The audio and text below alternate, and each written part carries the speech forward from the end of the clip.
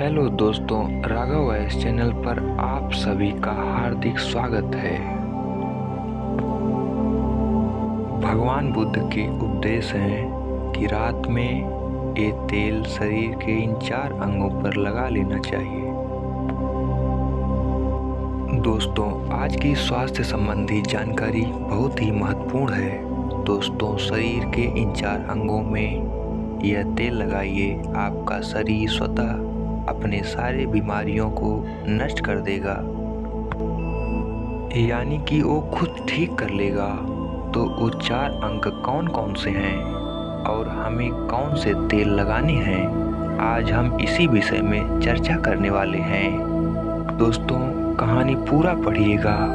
आज के उपदेश को सुनकर आप अपने जीवन को सफल जीवन बना सकते हैं। और दोस्तों, इस जानकारी से पहले चलिए सुनते हैं महात्मा बुद्ध का उपदेश। एक दिन एक राजा भगवान बुद्ध के पास आया। बुद्ध के आश्रम में बहुत भीड़ थी। राजा ने भगवान बुद्ध से अनुरोध किया कि वह एकांत में कुछ बुद्ध से कहना चाहते हैं। तथागत बुद्ध बोले, सर्वत्र एकांत है, यहीं बोलो। फिर राजा ने कहा कि मैं तथागत संन्यास लेना चाहता हूँ। बुद्ध गंभीर हो गए। वे बोले कि तुम्हें संन्यास्त होने के लिए दीक्षा के पहले मेरी एक शर्त का पालन करना होगा। राजा ने स्पष्ट किया कि जब दीक्षा लेनी ही है और संन्यास्त होना ही है तो मुझे आपकी सभी शर्तें मंजूर हैं। और फिर तथागत बुद्ध ने आदेश दिया और कहा, अपने कपड़े उतारो, अपने जूते उतारो और नग्न हो जाओ, और इसी नग्न अवस्था में अपने राज्य के राज मार्गों पर स्वयं को जूते मारते हुए चक्कर लगाकर आओ। राजा असमंजस में पड़ गया। तथागत बुद्ध बोले, ये क्या कह रहे हैं? मैं एक राजा हूँ, इस तरह से मैं नग्न होऊंगा और नग्न होकर अपनी ही सड़कों पर कैसे खुद को जूते मारते हुए चक्कर लगाऊं? लेकिन फिर भी राजा को संन्यास्त होना था, तो उन्होंने भगवान बुद्ध की शर्तें मान ली और वे वैसा ही करने के लिए निकल पड़ा। राजा ने वैसा ही किया। वह नग्न होकर स्वयं को जूते मारते हुए राज्य की सड़कों पर दौड़ने लगा।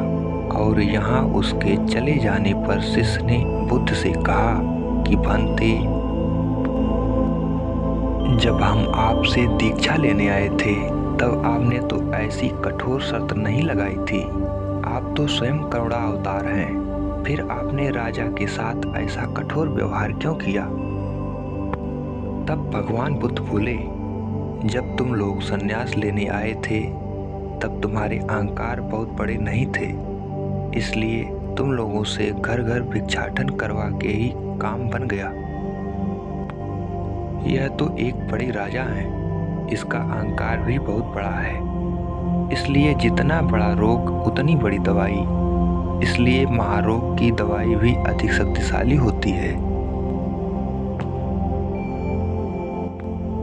किसी कारणवश मैंने इनकी परीक्षा भी इतनी कठोर किया है। राजा जब इस दशा में अपनी ही प्रजा के सामने से गुजरेगा तो उसका अहंकार चूर चूर हो जाएगा या हो चुका होगा।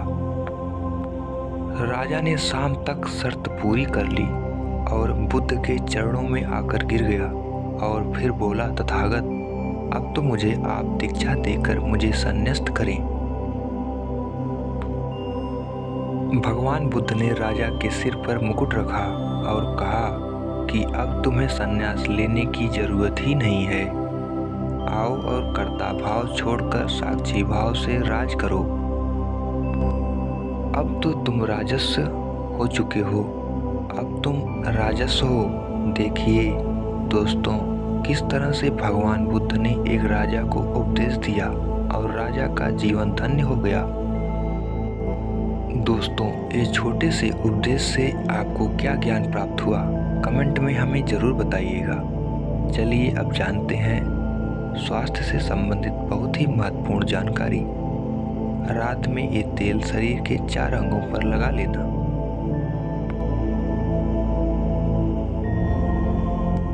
क्या आप जानते हैं कि ये हमारा शरीर किससे बना है?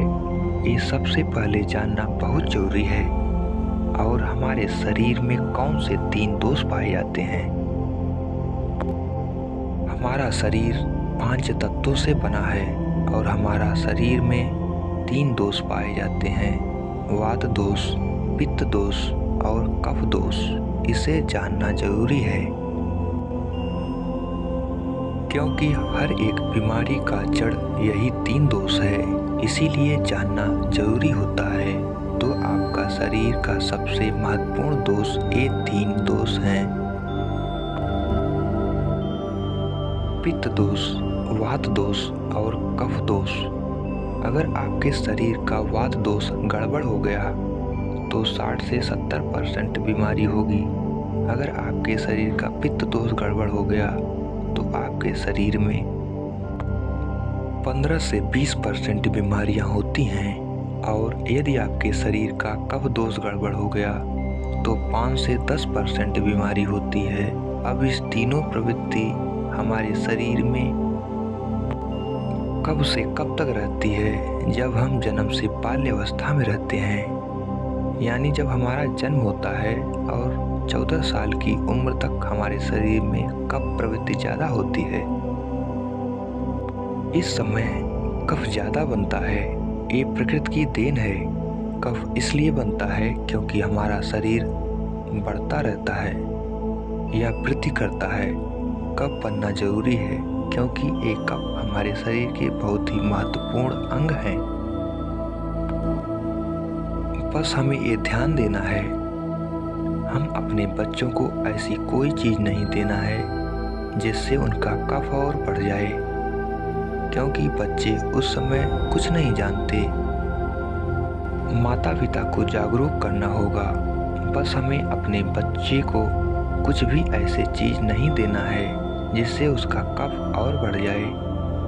कफ बनाने वाली चीज़ें हमें उन्हें नहीं खिलाना है, नहीं तो क्या होगा? कफ से संबंधित जो 5 से 10% बीमारी है, जैसे टीबी, दमा, अस्थमा, एसिनोफिलिया, ये सारी बीमारियां इसकी वजह से होती हैं। ये हर माता पिता को ध्यान देना होगा। उसके बाद हम आते हैं बाल्यावस्था से युवावस्था में। युवावस्था की आयु कितनी होती है? जब हम 15 साल से 60 साल के बीच में होते हैं, इस समय हमारा शरीर युवावस्था में होता है। इस समय हमारे शरीर में पित्त प्रवृत्ति सबसे ज़्यादा होती है, सबसे ज़्यादा पित्त बनता है। इसलिए हमें ये ध्यान देना होगा कि हम ऐसी कोई भी चीज़ ना खाएं जिससे हमारा पित्त दोष बढ़ जाए। अगर हमारे शरीर में पित्त दोष बढ़ जाएगा तो हमारे शरीर में 15 से 20% बीमारियां होती हैं। इसके बाद हमारा आता है वृद्धावस्था। 60 साल की उम्र हमारा वृद्धावस्था होता है। इस समय हमारे शरीर में वात दोष बढ़ता है और वात दोष से संबंधित 60 से 70% बीमारियां हमारे शरीर में होती हैं। तो आपको ऐसी कोई चीज़ नहीं खाना है जिससे वात दोष बढ़े। तो दोस्तों, ये आप समझ गए कि आपके शरीर में 3 दोष का क्या रोल है। इसलिए इन 3 दोषों से संबंधित जो भी जानकारी जहाँ से भी उपलब्ध हो एकत्र करें और उसे अपने जीवन में लागू करें, कारण को दूर करें और हमेशा इस बात का ध्यान रखें कि इन 3 दोषों में क्या खाना चाहिए और क्या नहीं खाना चाहिए। इस दोषों को बढ़ाने वाले चीज़ें कभी न खाएं। अब आप इन तीनों दोषों के बारे में जान गए हैं, तो अब जान लें कि हमारा शरीर 5 तत्वों से कैसे बना है। आपका शरीर 5 तत्वों से बना है और इन 5 तत्वों में प्रोटीन्स, विटामिन्स, सारे तत्व आते हैं। अब इस 5 तत्वों में और 3 दोषों में जो भी कमी आती है, तभी आपका शरीर बीमार होता है। अन्यथा आपका शरीर बीमार नहीं होता। अब आप समझ गए आपका शरीर बीमार होने का क्या कारण है, कैसे कुछ लोग रोते हैं। भगवान ने हमें एक कष्ट दे दिया, भगवान ने हमें एक बीमारी दे दिया, हमें गैस्ट्रिक अल्सर हो गया, हमें थायराइड, ब्लड प्रेशर, शुगर हो गया। क्यों हो गया? भगवान ने नहीं दिया, आपने खुद पाला है। जब प्रकृति आपको खाना खाने के नियमों का पालन करने के लिए कहती है, पानी पीने के नियमों का पालन करिए, इस प्रकृति का नियम पालन करिए, तो आप क्यों नहीं कर रहे हैं? जबकि हमारा शरीर उसी तत्वों से बना है, प्राकृतिक तत्वों से ही तो बना है।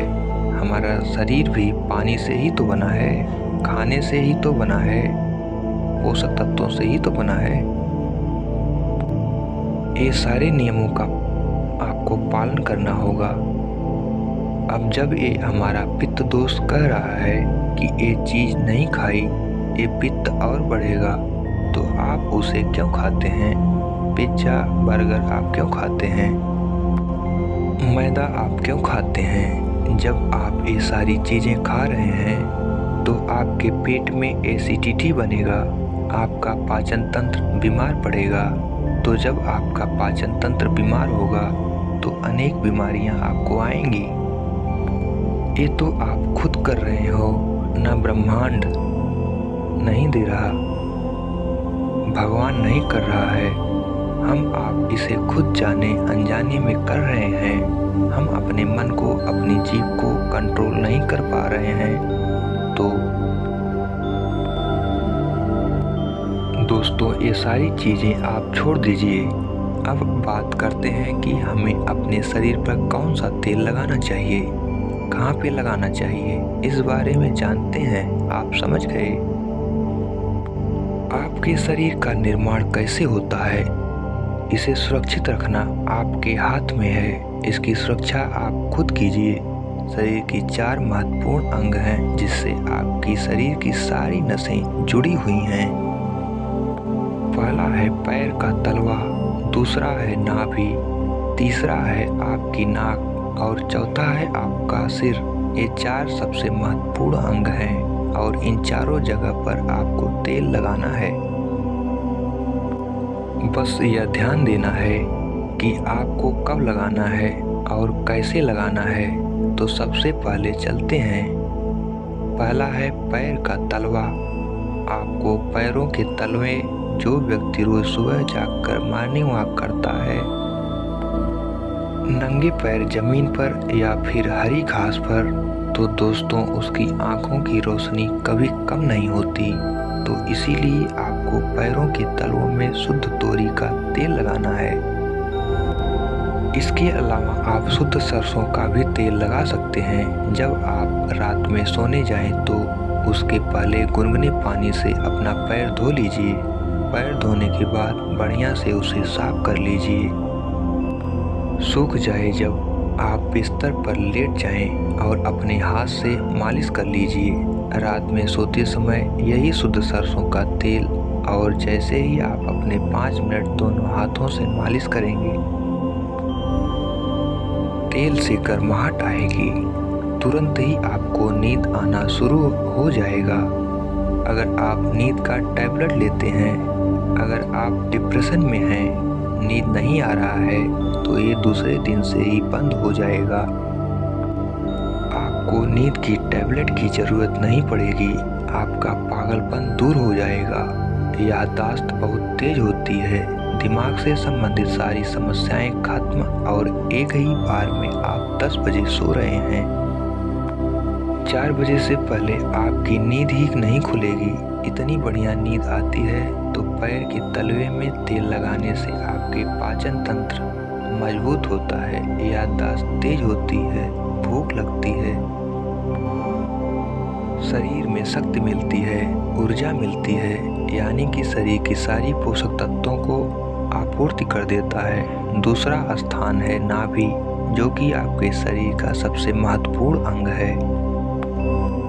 नाभि के पीछे एक पेकोटी ग्रंथि पाई जाती है, और इसी पेकोटी ग्रंथि से शरीर की सारी नसें जुड़ी हुई होती हैं। और ये शरीर की सबसे शक्तिशाली ग्रंथि होती है, इसलिए नाभि में तेल लगाना चाहिए। आप देखते होंगे जब आपके घर में छोटा बच्चा होता है तो माताएं उस बच्चे की तेल से मालिश करती थीं, लेकिन अब तो बच्चों को तेल लगाना ही बंद कर दिया। पहले माताएं 8 से 10 बार दिन में बच्चे की तेल से मालिश करती थीं। वे कहती थीं कि हम जितनी बार तेल की मालिश करेंगे उनकी हड्डियां उतनी ही मजबूत होंगी, और वो घर पर बना हुआ शुद्ध सरसों का तेल होता था। और वो शुद्ध सरसों घर का तेल और किसका बनाती थी? किसी सरसों को भून करके सरसों को रोल कर पहले जो उसी से मालिश करती थी, पहले वो लगा देती, उसके बाद छोड़ा करके। लेकिन आज फैशन बदल गया है, लोग तरह तरह के केमिकल युक्त तेलों से मालिश कर रहे हैं। ये किसी काम का नहीं दोस्तों, कंपनियां हमें सिर्फ बेवकूफ़ बनाती हैं और इससे सिर्फ बीमारियां होती हैं, क्योंकि बच्चों की मालिश के लिए सबसे अच्छा तेल सरसों का है, और गांव के बच्चों को माताएं आज भी सरसों के तेल की मालिश करती हैं। गांव के बच्चे शहर के बच्चों की तुलना में कितने कमज़ोर होते हैं, इसे आप खुद अनुमान लगा सकते हैं। तो दोस्तों, यह नाभि आपके शरीर का सबसे शक्तिशाली हिस्सा है। तो जब माताएं नाभि में तेल की मालिश करती थीं तो पहले फूंक मारती थीं, फूंक मारने के बाद उसमें तेल लगाती थीं और दिन भर में 3 से 4 बार तेल लगाती थीं। तो दोस्तों, आपको भी आज से शुद्ध सरसों का तेल रात में सोते समय नाभि में लगाना है। और जब आप नाभि में तेल लगाते हैं तो इसके क्या फायदे होते हैं, आप यह जानकर चौंक जाएंगे। पहला फायदा, आपको अच्छी नींद आएगी। दूसरा फायदा, दिमाग से संबंधित कोई भी समस्या नहीं होगी। तीसरा फायदा, आपका पाचन तंत्र मजबूत रहेगा। चौथा फायदा, आपको भूख बढ़िया लगेगी। पांचवा फायदा, आपके शरीर का सारा दर्द दूर हो जाएगा। छठा फायदा, आपकी आंखों की रोशनी बढ़ जाएगी, यानी कि शरीर के हर एक अंग के लिए फायदेमंद है। तीसरा है, आपकी नाक पैर का तलवा हो गया, नाभि हो गई। अब हम एक कदम आगे चलते हैं, वो है नाक, कान और आँख। तो दोस्तों, आपको नाक में क्या करना है, अगर आपको गाय का शुद्ध देसी घी मिल जाए तो घी की 1 बूंद दाईं नाक में और 1 बूंद बाईं नाक में, दोनों नाक में 1-1 बूंद डालनी है। रोजाना दोनों नाक में 1-1 बूंद डालें। इसके इतने फायदे हैं, मैं यहाँ गिनाते गिनाते थक जाऊँगा। आपका पागलपन दूर हो जाएगा। अगर किसी को पागलपन है, अगर पागलपन का इलाज चल रहा है तो 3 से 4 महीने के अंदर पागलपन की दवा बंद हो जाएगी। अगर आपके कान के पर्दे में छेद है तो बिना ऑपरेशन के ठीक हो जाएगा। आपको नींद की समस्या है, नींद की समस्या दूर हो जाएगी। आपकी याददाश्त कमज़ोर है, याददाश्त आपकी तेज हो जाएगी। शरीर में कमजोरी है, शरीर की कमजोरी दूर हो जाएगी। आपको जुकाम कभी पूरी ज़िंदगी में नहीं होगा। जुकाम, सर्दी की नाक से संबंधित जितनी भी बीमारी हैं आपको नहीं होगा। चौथा है आपका सिर। अब एक अंग और है जहां से आपका शरीर पूरा दिमाग जुड़ा हुआ है, वो है सिर।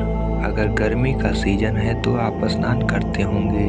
जब स्नान करके निकलें, स्नान करने के बाद जब आपके बालों का पानी सूख जाए तो आपको अपने सिर में शुद्ध सरसों का तेल लगाना है। जैसे ही आप अपने सिर में सरसों का तेल लगाकर सिर की मालिश करेंगे तो आपको 10 मिनट बाद नींद आना शुरू हो जाएगा।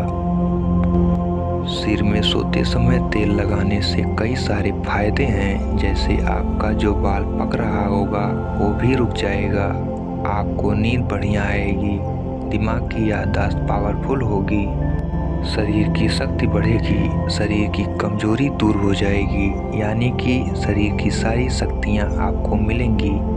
सिर में तेल लगाने से। तो दोस्तों, आप शुद्ध सरसों तेल को अपने शरीर के इन 4 अंगों पर लगाएं और देसी घी को अपने नाक में डालिए। ये प्रक्रिया आप अपना लीजिए, आपका शरीर स्वस्थ और तंदुरुस्त हो जाएगा। जैसे हमने कहा कि ये हमारा शरीर है, हम इसे किस तरह से रखते हैं। मान लीजिए कपड़ा है, आप उसे कितनी सेफ्टी से रखते हैं। खास तौर पर सफ़ेद कपड़ा हो गया, आप उसे पहनते हैं, पहन के बाहर जाते हैं तो आप उसे बहुत बचा बचा कर रखते हैं कि कहीं गंदे स्थान पर टच ना हो जाए। सफ़ेद कपड़ा है, इसमें दाग लग जाएगा, कितना बचा बचा के चलते हैं। और फिर आते ही खूंटी में निकाल कर आराम से टांग देते हैं, जिससे उसमें दाग नहीं लगता है। और फिर अगले दिन बांधते हैं और उसको ध्यान से प्रेस आयरन वगैरह करते हैं। तो दोस्तों, ठीक उसी प्रकार इस शरीर की देखभाल आप खुद कीजिए। जितनी आप इस शरीर की देखभाल करेंगे, उतना ही आपका शरीर स्वस्थ व निरोग बना रहेगा। तो जैसे हमने कहा, इसका पालन करिए, आप प्रकृति के नियम का पालन करिए। तो दोस्तों, आज से अभी से आप इन 4 जगहों पर तेल लगाना शुरू कर दीजिए। तो दोस्तों, उम्मीद करता हूँ आपको इस कहानी से बहुत कुछ सीखने को मिला होगा। यह कहानी आपको कैसी लगी हमें कमेंट बॉक्स में कमेंट करके ज़रूर बताएं और साथ ही इस कहानी को अपने दोस्तों के साथ ज़रूर शेयर करें, ताकि उन्हें भी इस कहानी से कुछ सीखने को मिल सके। कृपया मेरे इस राघव वॉयस चैनल को लाइक, शेयर एवं सब्सक्राइब करना न भूलें। धन्यवाद। आपका दिन शुभ हो।